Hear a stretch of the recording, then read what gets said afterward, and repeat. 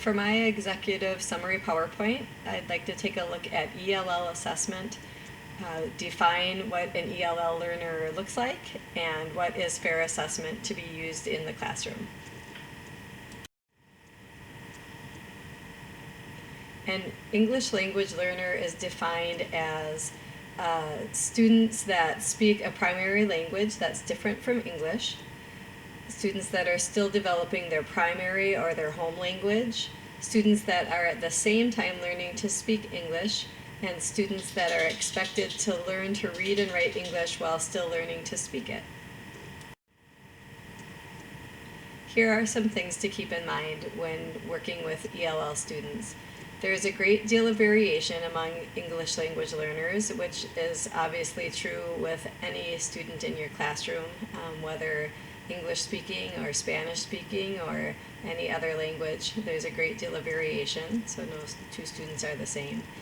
Their English proficiency level is not a reflection of their cognitive level, and I think most of us know that, but it takes a great deal of patience and insight to keep in mind that their English proficiency level is not a reflection of their intelligence level. The learners are not disabled or slow, they're simply learning two huge bodies of information simultaneously, and that is an enormous challenge, as it would be for any of us if we were studying in a country where English was not the primary language. All of these students are bilingual. They speak at least one language, and they are learning to speak one more. Know your learners. An article that I have been reading talked about being patient with English language learners. Children who have been in the United States for more than 7 years may still be reading below grade level. So I'm dealing with first graders.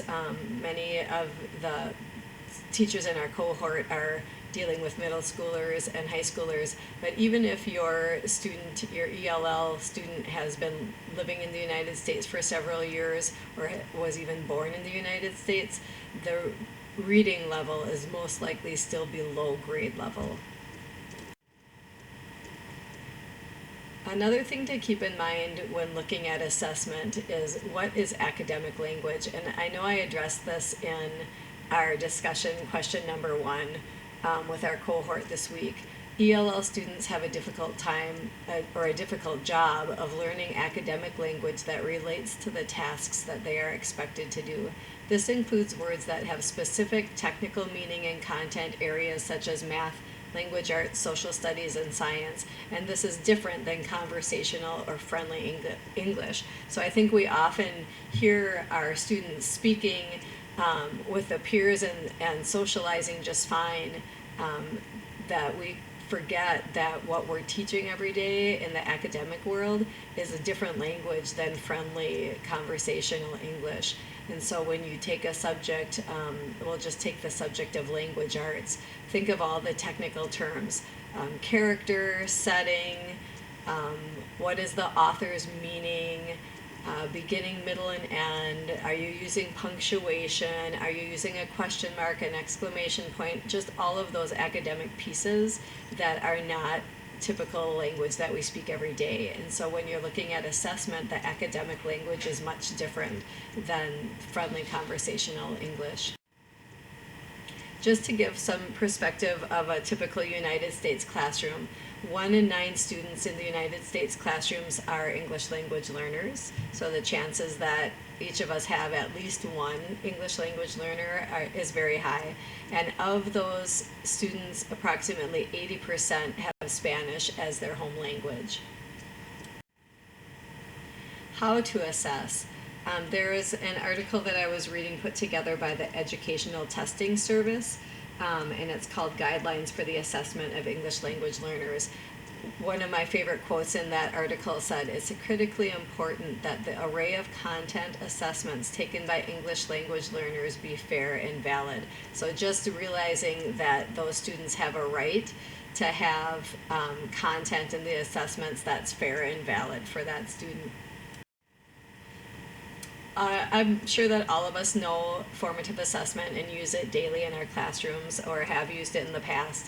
I'm just going to take a quick slide here to remind us the use of formative assessment. So formative assessment is assessment that occurs regularly during the school year and the school day and the school month. It helps the teacher monitor learning progress, and it also helps the student monitor learning progress. So formative assessment should be helpful in for both the teacher and the student to be able to see the learning progress and feel successful in what's being learned in the classroom. The definition of formative assessment. Formative assessment involves gathering, interpreting, and evaluating information and then taking action based on these results. It goes beyond just documenting a student's performance. So while assessment always involves gathering data, documenting it, it also involves taking that information and now what are we going to do? What kind of action are we going to take based on these results?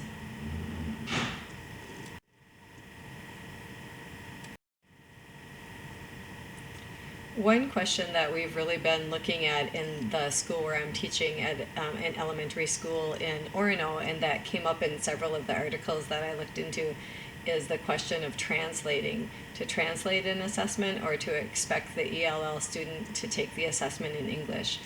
Here's a quote from one of the articles I've been reading. Because almost all assessments measure language proficiency to some degree, the English language learners may receive lower scores on content area assessments administered in English than they would if they took the same tests in a language in which they were proficient.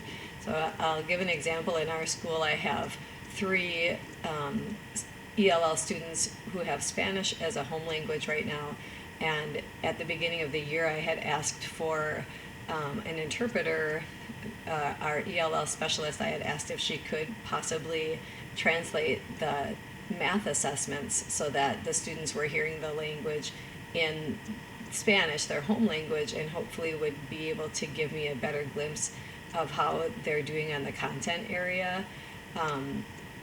The difficulty seems to be that there isn't a person with that time available. So even though we have a Spanish-speaking specialist in our building, she's already stretched very thin with the number of students that we have that she pulls for intervention.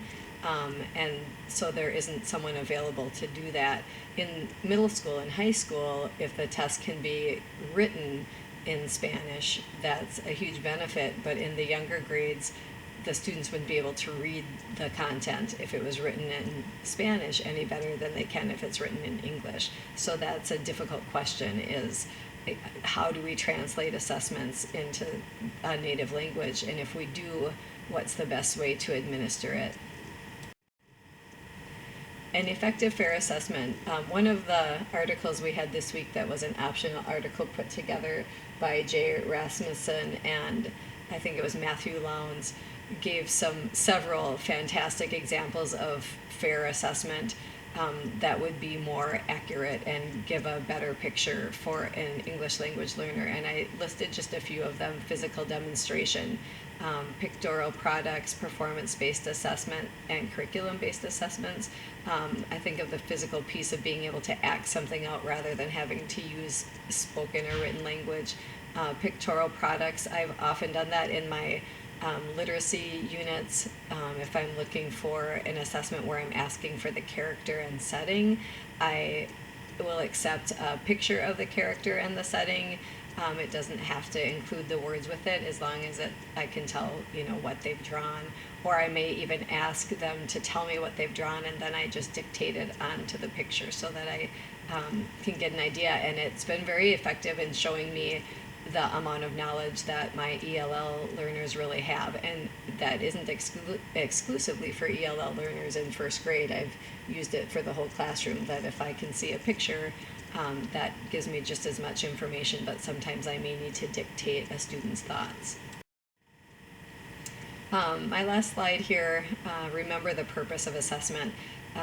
This slide shows such a small glimpse into all the information that I've seen, but to keep it in our time frame here, just keep in mind as we close here, remember the purpose of the assessment. You are the teacher. you are the one giving the assessment, with the exception of standardized testing, where clearly I, as a teacher, have no control over the content and how it's administered.